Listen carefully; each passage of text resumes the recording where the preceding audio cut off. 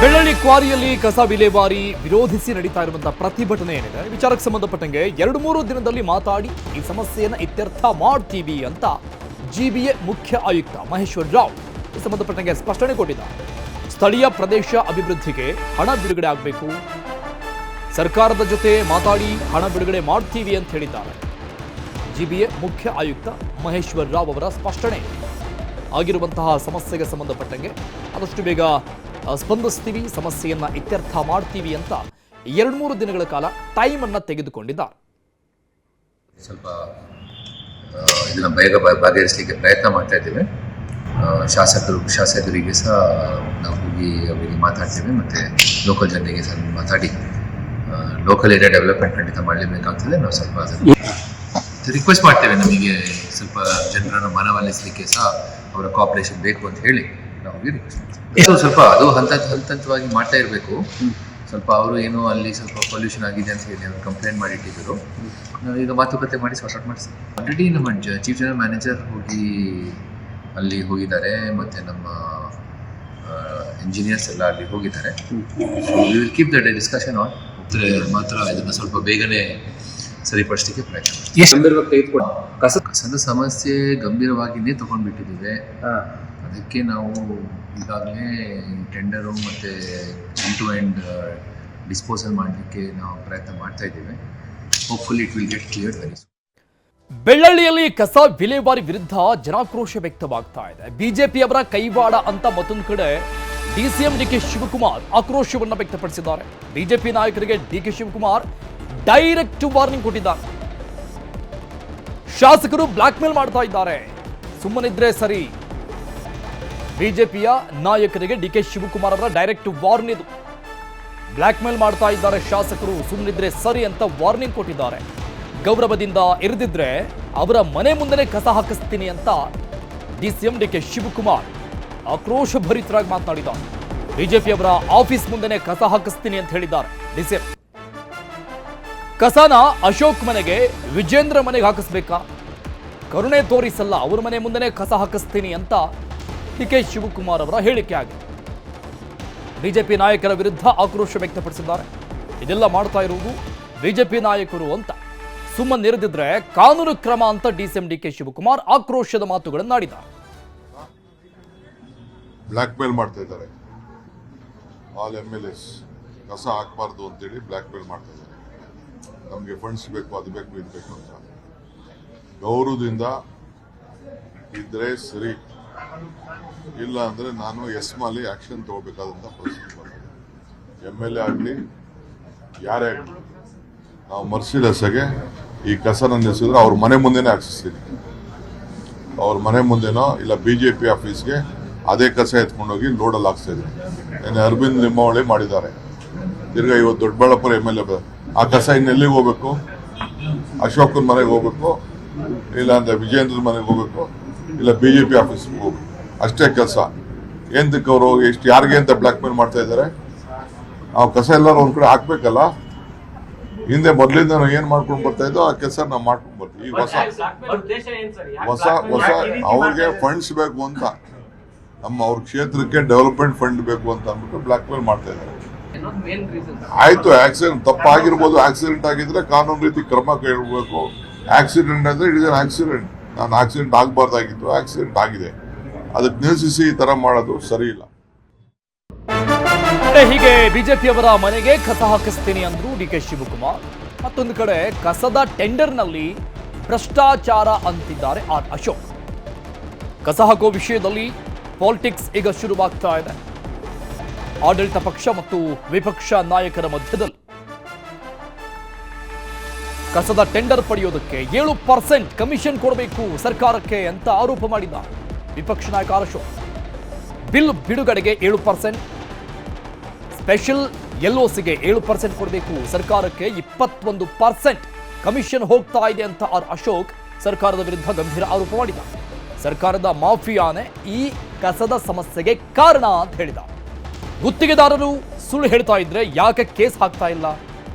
ಸರ್ಕಾರಕ್ಕೆ ವಿಪಕ್ಷ ನಾಯಕ ಆರ್ ಅಶೋಕ್ ಪ್ರಶ್ನೆ ಮಾಡಿದ್ದಾರೆ. ಈ ಬಗ್ಗೆ ಅವರು ದೂರ್ತಾ ಇದ್ದಾರೆ ಅಂದ್ರೆ, ಆರೋಪ ಮಾಡ್ತಾ ಇದ್ದಾರೆ ಅಂದ್ರೆ ಅವ್ರ ಮೇಲೆ ಯಾಕೆ ಕೇಸ್ ಇಲ್ಲ ಅಂತ ಕೇಳಿದ್ದಾರೆ. ಬ್ಲ್ಯಾಕ್ ಮೇಲ್ ಮಾಡ್ತಾ ಇದ್ದಾರೆ. ಆಲ್ MLAs ಕಸ ಹಾಕಬಾರ್ದು ಅಂತೇಳಿ ಬ್ಲ್ಯಾಕ್ ಮೇಲ್ ಮಾಡ್ತಾ ಇದ್ದಾರೆ. ನಮಗೆ ಫಂಡ್ಸ್ ಬೇಕು, ಅದು ಬೇಕು, ಇದು ಬೇಕು ಅಂತ. ಗೌರವದಿಂದ ಇದ್ರೆ ಸರಿ, ಇಲ್ಲ ಅಂದರೆ ನಾನು ಎಸ್ಮಾಲಿ ಆ್ಯಕ್ಷನ್ ತಗೋಬೇಕಾದಂಥ ಪರಿಸ್ಥಿತಿ ಬರ್ತದೆ. MLA ಆಗಲಿ ಯಾರೇ ಆಗಲಿ, ನಾವು ಮರ್ಸಿಲೆಸ್ಸಾಗೆ ಈ ಕಸನ ನಿಲ್ಲಿಸಿದ್ರೆ ಅವ್ರ ಮನೆ ಮುಂದೆನೇ ಹಾಕ್ಸಿಸ್ತೀನಿ. ಅವ್ರ ಮನೆ ಮುಂದೆನೋ ಇಲ್ಲ BJP ಆಫೀಸ್ಗೆ ಅದೇ ಕಸ ಎತ್ಕೊಂಡೋಗಿ ಲೋಡಲ್ಲಿ ಹಾಕ್ಸ್ತಾ ಇದ್ದೀನಿ. ನೆನ್ನೆ ಅರವಿಂದ್ ಲಿಂಬಾವಳಿ ಮಾಡಿದ್ದಾರೆ. ತಿರ್ಗಾ ಇವತ್ತು ದೊಡ್ಡಬಳ್ಳಾಪುರ MLA ಆ ಕಸ ಇನ್ನೆಲ್ಲಿಗೆ ಹೋಗ್ಬೇಕು? ಅಶೋಕನ ಮನೆಗೆ ಹೋಗ್ಬೇಕು, ಇಲ್ಲ ಅಂದರೆ ವಿಜೇಂದ್ರ ಮನೆಗೆ ಹೋಗ್ಬೇಕು, ಇಲ್ಲ BJP ಆಫೀಸ್ಗೆ ಹೋಗ್ಬೇಕು. ಅಷ್ಟೇ ಕೆಲಸ. ಏನಕ್ಕೆ ಅವರು ಎಷ್ಟು ಯಾರಿಗೆ ಅಂತ ಬ್ಲ್ಯಾಕ್ ಮೇಲ್ ಮಾಡ್ತಾ ಇದ್ದಾರೆ? ನಾವು ಕಸ ಎಲ್ಲರೂ ಒಂದು ಕಡೆ ಹಾಕ್ಬೇಕಲ್ಲ. ಹಿಂದೆ ಮೊದಲಿಂದ ನಾವು ಏನು ಮಾಡ್ಕೊಂಡು ಬರ್ತಾ ಇದ್ದೋ ಆ ಕೆಲಸ ನಾವು ಮಾಡ್ಕೊಂಡು ಬರ್ತೀವಿ. ಈಗ ಹೊಸ ಅವ್ರಿಗೆ ಫಂಡ್ಸ್ ಬೇಕು ಅಂತ, ಅವ್ರ ಕ್ಷೇತ್ರಕ್ಕೆ ಡೆವಲಪ್ಮೆಂಟ್ ಫಂಡ್ ಬೇಕು ಅಂತ ಅಂದ್ಬಿಟ್ಟು ಬ್ಲ್ಯಾಕ್ ಮೇಲ್ ಮಾಡ್ತಾ ಇದ್ದಾರೆ. ಆಯ್ತು, ಆಕ್ಸಿಡೆಂಟ್ ತಪ್ಪಾಗಿರ್ಬೋದು. ಆಕ್ಸಿಡೆಂಟ್ ಆಗಿದ್ರೆ ಕಾನೂನು ರೀತಿ ಕ್ರಮ ಕೈಗೊಳ್ಳಬೇಕು. ಆಕ್ಸಿಡೆಂಟ್ ಅಂದರೆ ಇಟ್ ಇಸ್ ಅನ್ ಆಕ್ಸಿಡೆಂಟ್.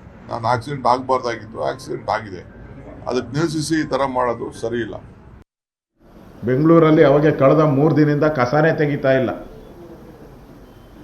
ನೀವು ನಮ್ಮ ರಿಂಗ್ ರೋಡ್ಗೆ ಹೋಗ್ಬಿಟ್ರೆ ಪೂರ್ತಿ ರಿಂಗ್ ರೋಡ್ ಪೂರ್ತಿ ಕಸದ ರಾಶಿಯಿಂದ ತುಂಬೋಗ್ಬಿಟ್ಟಿದೆ. ಲಾರಿಗಳಲ್ಲಿ ತುಂಬಿರೋದು ತಗೊಂಡೋಗಿ ಡಂಪ್ ಮಾಡಬೇಕಾಗಿತ್ತು. ಲಾರಿಗಳಲ್ಲಿ ತುಂಬಿರೋದು ಲಾರಿಗಳಲ್ಲೇ ಹಾಗೇ ಇದೆ. ಎಲ್ಲ ಲಾರಿಗಳು ಆಟೋದಲ್ಲಿ ಫುಲ್ ತುಂಬಿಟ್ಟಿದೆ. ಸರ್ಕಾರನೇ ಹೇಳಿದೆ, ಏನೇನಿದೆಯೋ ಎಲ್ಲ ಲಾರಿಗಳು ತುಂಬ್ಕೊಂಬಿಡಿ.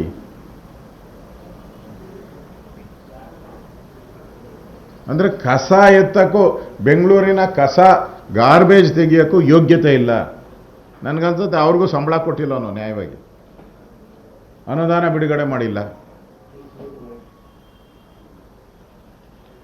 ಇನ್ನೊಂದು ದಿನ, ಇನ್ನೆರಡು ದಿನ ಹೋದರೆ ಇಡೀ ಬೆಂಗಳೂರು ಗಬ್ಬೆದ್ದು ಹೋಗ್ತೈತೆ. Garbage city. ಕಾಂಗ್ರೆಸ್ ಸರ್ಕಾರ ಗಾರ್ಬೇಜ್ ಸಿಟಿ ಮಾಡಿರೋವಂಥದ್ದಕ್ಕೆ ಇದಕ್ಕಿಂತ ದೊಡ್ಡ ಉದಾಹರಣೆ ಸಾಧ್ಯನೇ ಇಲ್ಲ. ಅಂದರೆ ಎಲ್ಲ ರಂಗಗಳಲ್ಲೂ ಇವತ್ತು ಫೇಲ್ಯೂರ್ ಆಗಿದೆ.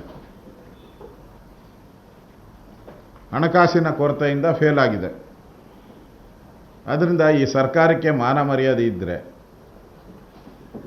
ಕೂಡಲೇ ಹಣ ಬಿಡುಗಡೆ ಮಾಡಿ ಕಸ ತೆಗೆಯುವಂಥದ್ದಕ್ಕೆ ವ್ಯವಸ್ಥೆ ಮಾಡಿ.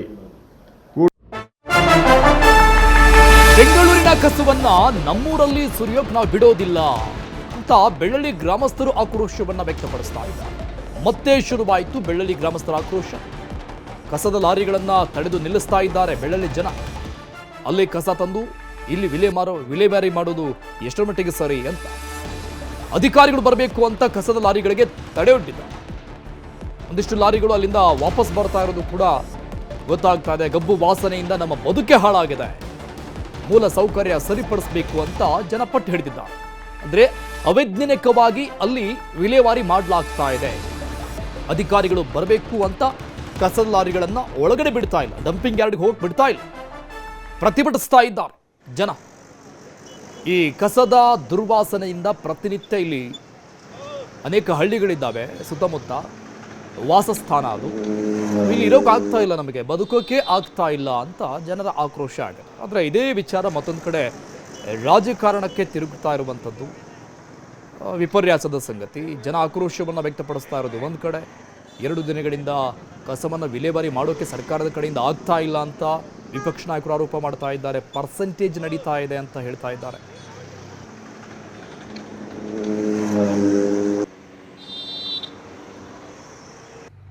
ಬೆಂಗಳೂರು ನಗರದ ಕಸ ವಿಲೇವಾರಿ ಮಾಡುವಂತಹ ಡಂಪಿಂಗ್ ಯಾರ್ಡ್ ಬೆಳ್ಳಳ್ಳಿಯ ಬಳಿ ಇತ್ತು. ಆ ಒಂದು ಬೆಳ್ಳಳ್ಳಿ ಬಳಿ ಇದ್ದಂಥ ಡಂಪಿಂಗ್ ಯಾರ್ಡನ್ನು ಈಗ ಸ್ಥಳೀಯರು ಸ್ಥಗಿತಗೊಳಿಸಿದ್ದಾರೆ. ಯಾವುದೇ ಕಾರಣಕ್ಕೂ ಇಲ್ಲಿ ಡಂಪಿಂಗ್ ಯಾರ್ಡಲ್ಲಿ ಡಂಪನ್ನು ಮಾಡಬಾರ್ದು ಕಸವನ್ನು ಅನ್ನುವಂಥ ರೀತಿಯಲ್ಲಿ ಅವರು ಆಕ್ರೋಶವನ್ನು ಕೂಡ ಹೊರಹಾಕಿದ್ದಾರೆ. ನಾನು ಈಗ ಸ್ಥಳೀಯರನ್ನೇ ಮಾತನಾಡಿಸ್ತಾ ಹೋಗ್ತೀನಿ. ಸರ್, ಯಾವ ಕಾರಣಕ್ಕಾಗಿ ರಸ್ತೆ ತಡೆದು ಈ ಒಂದು ಡಂಪಿಂಗ್ ಯಾರ್ಡನ್ನು ಸ್ಥಗಿತಗೊಳಿಸಿದ್ರಿ? ಡಂಪಿಂಗ್ ಯಾರ್ಡ್ನ ಸ್ಥಗಿತಗೊಳಿಸ್ಬೇಕಂತ ನಮ್ಮ ಉದ್ದೇಶ ಏನಲ್ಲ. ಇದು ಡಂಪಿಂಗು ಸುಮಾರು ವರ್ಷಗಳಿಂದ ಆಗ್ತಾವ್ರೆ. ಕಸ ಇಲ್ಲಿ ಹತ್ತತ್ರ 80% ಬಂಡೆ, ಸರ್ಕಾರಿ ಬಂಡೆ ಜಾಗ ಎಲ್ಲ ಮುಚ್ಚಾಕಿದ್ದಾರೆ. ಡಂಪಿಂಗ್ ಯಾರ್ಡ್ನ ಸ್ಟಾಪ್ ಮಾಡೋ ಉದ್ದೇಶ ನಮ್ದಲ್ಲ. ಇವ್ರೇನು ಮಾಡ್ತಾ ಇದ್ದಾರೆ ಅಂದರೆ, ಡಂಪಿಂಗ್ ಮಾಡೋಕ್ಕೆ ಮುಂಚೆ ಈ ಸುತ್ತಮುತ್ತಲಿನ ಗ್ರಾಮಸ್ಥರಿಗೆ ಕೆಲವು ಸವಲತ್ತು ಸೌಕರ್ಯಗಳನ್ನ ಮಾಡಿಕೊಡ್ತೀನಿ ಅಂತೇಳಿ ಬರೀ ಆಶ್ವಾಸನೆ ಕೊಟ್ಟಿದ್ದಾರೆ. ಆಗಲಿ ಯಾವುದನ್ನ ನೆರವೇರಿಸಿಲ್ಲ. ಒಂದು ನೀರಿನ ವ್ಯವಸ್ಥೆ ಆಗ್ಬೋದು, ಇಲ್ಲ ರಸ್ತೆ ಕಾಮಗಾರಿಯದಾಗ್ಬೋದು, ಇಲ್ಲ ಕ್ರೀಡಾಂಗಣ ಮಾಡ್ತೀವಿ, ಉದ್ಯಾನವನ ಮಾಡಿಕೊಡ್ತೀವಿ, ಈ ಥರ ಭರವಸೆಗಳನ್ನ ತುಂಬ ಕೊಟ್ಟಿದ್ದಾರೆ. ನಾನೊಂದು 4-5 ಹೇಳಿದ್ದೀನಿ ಅಷ್ಟೇ. ಈ ಒಂದು ನಮ್ಮದು BWSS ಆಗಿ ನೀವು ಕಾವೇರಿ ವಾಟರ್ ಬಂದಿದೆ, ತಿರ್ಗಿ ರಸ್ತೆ ರೆಡಿ ಮಾಡ್ತೀನಿ ಅಂತ ಹೇಳೋದು. ರಸ್ತೆ ಎಲ್ಲ ಸುತ್ತಮುತ್ತಲೆಲ್ಲ ಹಳ್ಳಗುಂಡಿ ಬಿದ್ದಿದೆ, ಯಾವುದೇ ರಸ್ತೆ ಇದುವರೆಗೂ ರೆಡಿಯಾಗಿಲ್ಲ. ನಾವು ಕಳೆದ ವರ್ಷ ಇದನ್ನು 3-4 ಸರಿ ಮಾಡಿದ್ದೀವಿ. ಯಾವಾಗ ಹೇಳೋದು ಆಶ್ವಾಸನೆ ಕೊಡ್ತಾರಾಗಲಿ ಯಾವುದೇ ಕೆಲಸ ಮಾಡ್ತಾ ಇಲ್ಲ. ಮತ್ತು ಈ ಕಸ ವಿಲೇವಾರಿ ಮಾಡೋದು ಇವರು ಸೂಕ್ತವಾದ ರೀತಿಯಲ್ಲಿ ಮಾಡಲ್ಲ. ನಮ್ಮ ಜನರ ಕಣ್ಣೋರ್ಸೋಕ್ಕೆ ಮಾತ್ರ ಯಾವ ರೀತಿ ಬೇಕೋ ಆ ರೀತಿ ಮಾಡ್ತಾರೆ. ಡಂಪಿಂಗ್ ಯಾರ್ಡಿಂದ ನಿಮ್ಗೇನು ಸಮಸ್ಯೆ ಆಗ್ತಾ ಇದೆ ಅಂತ ತಮಗೆ? ನಮಗೆ ಡಂಪಿಂಗ್ ಯಾರ್ಡಿಂದ ಏನು ಸಮಸ್ಯೆ ಆಯ್ತಾ ಇದೆ ಅಂದರೆ, ಅವ್ರು ಯಾರ್ಡ್ ಮಾಡೋವಾಗ ಶುದ್ಧವಾಗಿ ಮಾಡ್ತಾರೆ. ನಾವು ಔಷಧಿ ಸಂಪರ್ಣೆ ಮಾಡೋದಾಗಲಿ, ವಾಸನೆ ಮತ್ತು ಇದರಿಂದ ಕಾಯಿಲೆ ಬರೋದಾಗಲಿ, ಮತ್ತು ಈ ಗಾಡಿಗಳು ಓಡಾಡೋದ್ರಿಂದ ಇಲ್ಲಿ ನೀವು ಆ ಗಾಡಿ ಒಂದ್ಸರಿ ನೋಡ್ಬೋದು, ನಿಂತಿರೋ ಗಾಡಿಗಳ ಹತ್ರ ಹೋದ್ರೆ ಸಾಕು ಗಬ್ಬು ವಾಸನೆ ಬರುತ್ತೆ. ಯಾವುದೇ ರೀತಿಯ ರಾಸಾಯನಿಕ ಹಾಕೋದು, ಕೆಮಿಕಲ್ ಹಾಕಿ ಇದು ಮಾಡೋಂಥ ರೂಲ್ಸ್ ಇದ್ರೂ ಅದನ್ನೆಲ್ಲ ಮಾಡಲ್ಲ. ಅದರಿಂದ ಇಲ್ಲಿ ಜನಗಳು ತೊಂದರೆ ಆಯ್ತೈತೆ. ಮತ್ತು ಇವರು ಕೊಟ್ಟಿರೋಂಥ ಆಶ್ವಾಸನೆ ಯಾವುದು ಕೊಟ್ಟಿಲ್ಲ ಅಂತೇಳಿ ಎರಡಕ್ಕೂ ಸೇರಿ ನಾವು ಈ ಸ್ಟ್ರೈಕ್ ಮಾಡ್ತಾ ಇದ್ದೀವಿ. ಅನಿರ್ದಿಷ್ಟವಾಗಿ ಪ್ರತಿಭಟನೆ ಮಾಡ್ತೀರಾ ಹೇಗೆ? ಹೌದು, ಇದನ್ನು ನಮ್ಮ ಪ್ರಾಬ್ಲಮ್ ಸಾಲ್ವ್ ಮಾಡೋವರೆಗೂ ನಾವು ಯಾವುದೇ ಡಂಪಿಂಗ್ ಮಾಡೋಕ್ಕೆ ಬಿಡೋದಿಲ್ಲ. ತಾವೇಳಿ ನಿತ್ಯ ಎಷ್ಟು ವೆಹಿಕಲ್ ಬರ್ತಾ ಇತ್ತು, ಆ ಒಂದು ವೆಹಿಕಲ್ಗಳನ್ನು ತಡೆಯುವಂಥ ಕೆಲಸ ಮಾಡಿದ್ರಿ ತಾವು. ಈಗ ನಿಮ್ಮ ಬೇಡಿಕೆ ಏನು ಅಂತ? ಸರ್, ನಮ್ಮ ಬೇಡಿಕೆ ಕುಡಿಯೋ ನೀರು. ಈಗ ಬೋರ್ ಹಾಕಿದ್ರು, ಈ ಕಸ ಹಾಕಿ ಇಲ್ಲೆಲ್ಲ ಮಾಲಿನ್ಯ ಇದಾಗೋಗಿದೆ. ಬೋರ್ ಹಾಕಿದ್ರು ನೀರೆಲ್ಲ ಮಾಲಿನ್ಯ ಬಂದುಬಿಟ್ಟಿದೆ. ಕುಡಿಯೋಕ್ಕೆ ನೀರು ಇದಾಗ್ತಾಯಿಲ್ಲ, ಶುದ್ಧೀಕರಣ ಆಗಿಲ್ಲ. ಎಲ್ಲ ಬರೀ ಗಲೀಜು ಇದು ಬರ್ತಾ ಇದೆ, ಮಾಲಿನ್ಯ ಇದಾಗೋಗಿದೆ ನೀರು. ಮತ್ತು ಕಾಯಿಸ್ಬಿಟ್ಟು ಕುಡಿಬೇಕು ನೀರನ್ನ. ಬೋರ್ ಹಾಕಿರೋ ನೀರುಗಳು ಸಿಗ್ತಾ ಇಲ್ಲ. ರಸ್ತೆ ಅಭಿವೃದ್ಧಿ ಮಾಡಿಲ್ಲ, ಬೀದಿ ದೀಪ ಇಲ್ಲ, ಚರಂಡಿ ಇಲ್ಲ. ಈ ದಿನ ಬೆಳಗ್ಗೆ ಇಲ್ಲಿ ಕಸ ಇರ್ತಾರೆ, ರೋಡ್ಗಳಲ್ಲೇ ಬೆಂಕಿ ಹಾಕ್ಬಿಡ್ತಾರೆ ಪಕ್ಕದಲ್ಲಿ. ಆ ಹೊಗೆ ಕುಡಿದು ಕ್ಯಾನ್ಸರು, ಅಸ್ತಮ, ಬೇಗ ಕೆಮ್ಮು, ಸುಮಾರು ಕಾಯಿಲೆಗಳಿಂದ ನರಳ್ತಾವ್ರೆ. ಅಗ್ರ ಲೆವೆಟಲ್ಲಿ ಹೋದ್ರೆ ಡಾಕ್ಟ್ರೇ ಇಲ್ಲ ಅಲ್ಲಿ ಗೌರ್ಮೆಂಟ್ ಹಾಸ್ಪಿಟ್ಲಲ್ಲಿ. ಈ ಥರ ಇವರೆಲ್ಲ ಬಂದು ಮಾತಾಡ್ಕೊಂಡು ಆಫೀಸರ್ ಹೋದ್ರಲ್ಲ, ಬಂದು ಮಾತಾಡೋಗಿದ್ದೆ ಅಷ್ಟೇ. ಇದುವರೆಗೂ ಯಾರು ಇತ್ತು ತಲೆ ಹಾಕಿಲ್ಲ.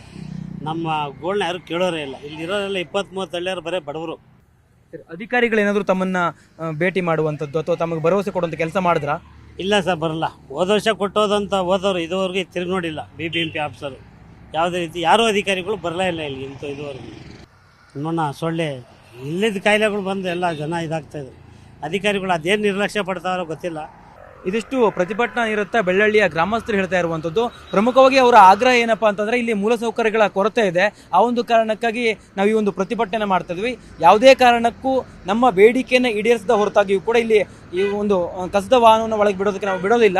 ಜೊತೆಗೆ ಡಂಪಿಂಗ್ ಯಾರ್ಡನ್ನು ಇವರು ನಮ್ಮ ಬೇಡಿಕೆಯನ್ನು ಈಡೇರಿಸಿದ ಬಳಿಕವೇ ಅವರು ಮತ್ತೆ ಪುನರಾರಂಭ ಮಾಡೋದಕ್ಕೆ ಅವಕಾಶವನ್ನು ಕೊಡ್ತೀವಿ ಅನ್ನುವಂಥ ಒಂದು ವಿಚಾರವನ್ನು ಕೂಡ ಹೇಳ್ತಾ ಇರ್ತಕ್ಕಂಥದ್ದು. ಕ್ಯಾಮ್ರಾ ಪರ್ಸನ್ ವಿಶ್ವನಾಥ್ ಹಾವೇರಿ ಜೊತೆ ಕಾರ್ತಿಕ್, ನ್ಯೂಸ್ 18 ಕನ್ನಡ, ಬೆಂಗಳೂರು.